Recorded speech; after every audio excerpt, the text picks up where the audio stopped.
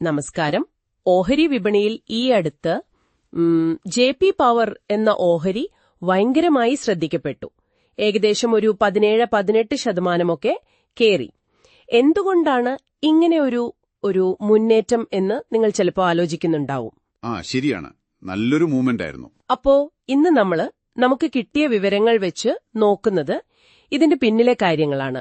JP. പവറിന്റെ promoter company ഉണ്ടല്ലോ, Jayaprakash associates, അതായത് JAL, അവര് വലിയ സാമ്പത്തിക പ്രശ്നത്തിലാണ്.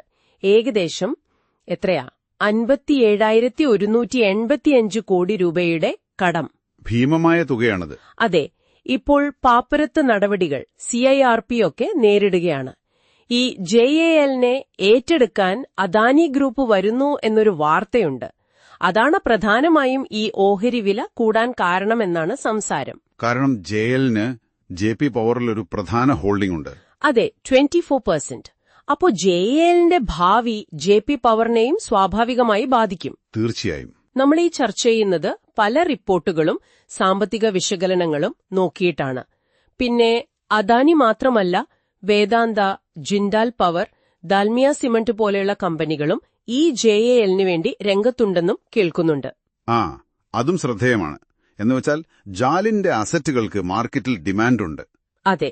അപ്പോ ഈ ഏറ്റെടുക്കൽ സാധ്യതകൾ ജെ.പി. പവറിന് എന്താണ് അർത്ഥമാക്കുന്നത് എന്ന് നമുക്ക് കുറച്ചുകൂടി ആഴത്തിൽ നോക്കാം. ഓർക്കുക, ഇത് നിക്ഷേപ ഉപദേശമൊന്നുമല്ല കേട്ടോ, വിവരങ്ങൾ പങ്കുവെക്കുന്നു, അത്രമാത്രം. തീർച്ചയായും. ഇപ്പോ ജെ.പി. പവറിന്റെ കാര്യം എടുത്താൽ ഈ പറഞ്ഞ പോലെ ഓഹരി വില കുതിച്ചു. ട്രേഡിംഗ് വോളിയം, അതായത് വ്യാപാരം നടന്ന ഓഹരികളുടെ എണ്ണം, അതും ഭയങ്കരമായി കൂടി. 13 കോടിയിലധികം ഷെയറുകളാണ് ട്രേഡ് ആയത്. പക്ഷെ നമ്മൾ അതിന്റെ സാമ്പത്തിക കാര്യങ്ങളിലേക്ക് നോക്കുമ്പോൾ ചിത്രം അത്ര തെളിച്ചമുള്ളതല്ല. ഓഹോ. കഴിഞ്ഞ സാമ്പത്തിക വർഷം അവസാന പാദം, അതായത് Q4-ൽ ലാഭം 73% ഇടിഞ്ഞു. 155.67 കോടിയായി.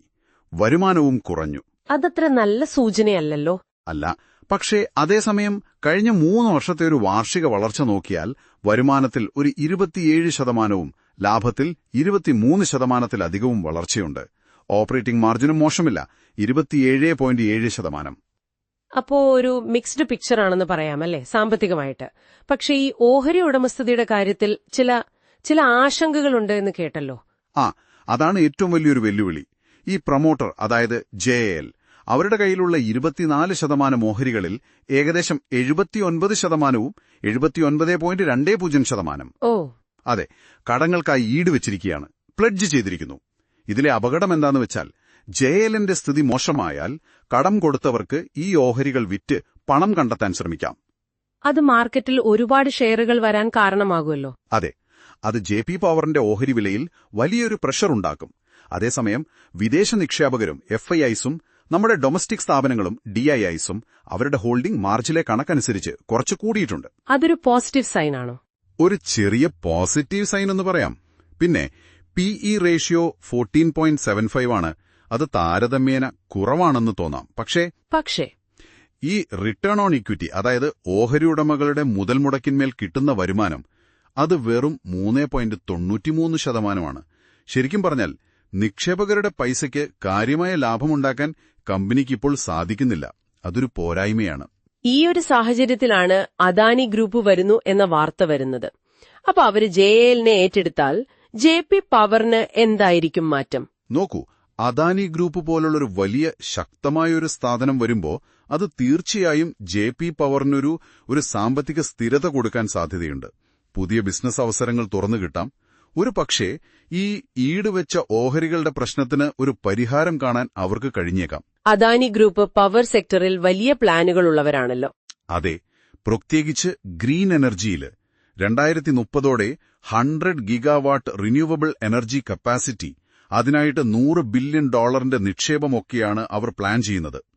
അപ്പോൾ അവരുടെ ആ വലിയ ചിത്രത്തിലേക്ക് ജെ.പി. പവറിനെ എങ്ങനെയെങ്കിലും ഉപയോഗപ്പെടുത്താൻ സാധിക്കുമോ എന്നവർ നോക്കുന്നുണ്ടാവാം. എന്നാൽ ഈ ഏറ്റെടുക്കൽ അത്ര എളുപ്പമുള്ള കാര്യങ്ങളല്ലെന്ന് തോന്നുന്നു.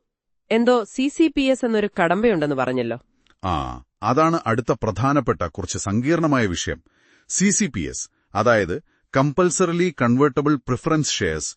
2019 ജെ.പി. പവർ ഏകദേശം 3800 കോടി രൂപയുടെ ഈ CCPS കടം കൊടുത്തവർക്ക് ലെൻഡേഴ്സിന് നൽകിയിട്ടുണ്ട്. ഓക്കെ.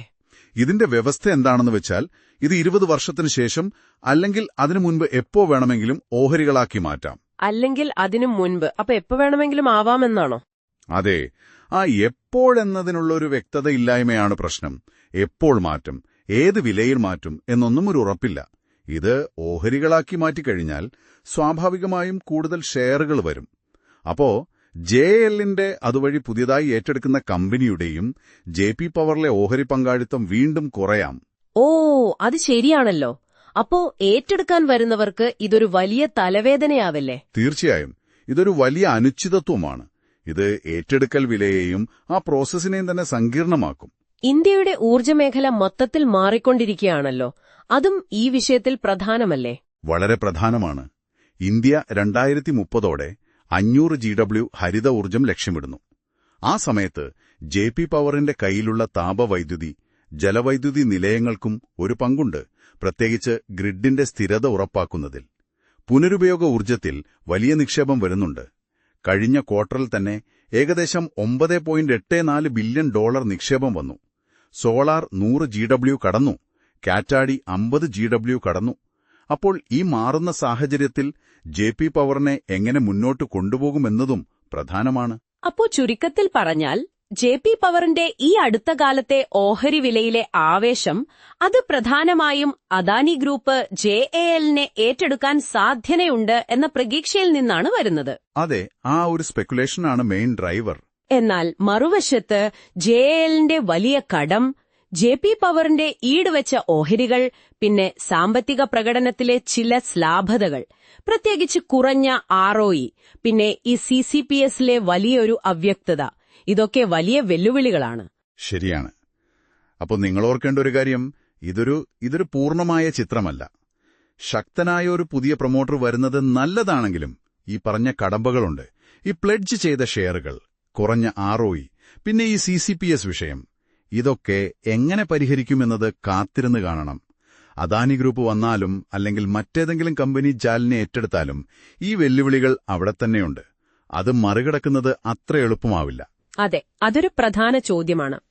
ഈ CCPS പ്രശ്നവും പ്രൊമോട്ടറുടെ ഷെയറിലുള്ള ഈ പ്രശ്നങ്ങളുമൊക്കെ നിലനിൽക്കുമ്പോൾ ജലിനെ ഏറ്റെടുക്കുന്നതിലൂടെ യഥാർത്ഥത്തിൽ എന്തായിരിക്കും ഒരു ഇൻവെസ്റ്ററുടെ ലക്ഷ്യം? JP പവർ എന്ന ലിസ്റ്റഡ് കമ്പനി മാത്രമാണോ അവർ നോക്കുന്നത്? അതോ JP സിമന്റ് ബിസിനസ് പോലുള്ള മറ്റാസ്തികൾക്കാണോ കൂടുതൽ പ്രാധാന്യം? അതൊരു സാധ്യതയാണ്. അല്ലെങ്കിൽ ഇതെല്ലാം അറിഞ്ഞുകൊണ്ട് ഈ വെല്ലുവിളികളെയെല്ലാം ഏറ്റെടുത്ത് ഊർജ്ജമേഖലയിൽ ദീർഘകാല ലക്ഷ്യത്തോടെയുള്ള ഒരു വലിയ കളിയാണോ ഇത്? എന്തായാലും ഈ ചോദ്യങ്ങളൊക്കെ മനസ്സിൽ വെച്ചുകൊണ്ട് ഈ വിഷയത്തെ നമുക്ക് തുടർന്നും നിരീക്ഷിക്കാം. അടുത്ത തവണ പുതിയൊരു വിഷയവുമായി കാണാം. നന്ദി.